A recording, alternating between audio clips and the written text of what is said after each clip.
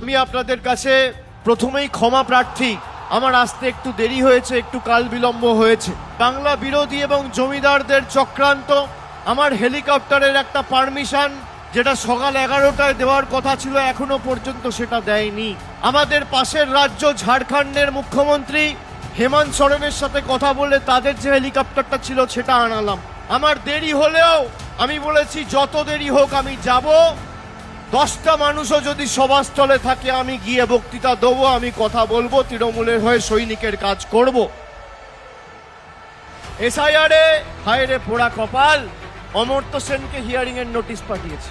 অমর্ত্য সেন ভারতবর্ষের জন্য নোবেল পুরস্কার জিতে এনেছে, দেশের নাম যে বিশ্বসভায় বিশ্ববন্দিত করেছে, যাকে দেখে যার মাধ্যমে দেশকে লোক চেনে জানে, সেই অমর্ত্য সেনকে এসআইআর এর নোটিশ পাঠিয়েছে।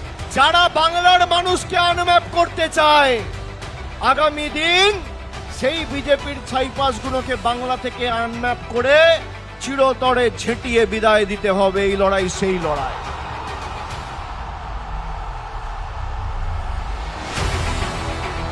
আমি আপনাদের বলি, যতদিন মমতা ব্যানার্জি আছে এরা আপনার লক্ষ্মীর ভান্ডারের দিকে চোখ তুলে দেখার বা আঙ্গুল তুলে কথা বলার ক্ষমতা পর্যন্ত রাখবে না। মমতা বন্দ্যোপাধ্যায়ের সরকার যতদিন থাকবে, বিজেপির যত বড় শক্তি, যত বড় নেতা চেষ্টা করুক আটকাবার, আটকাতে পারবে না।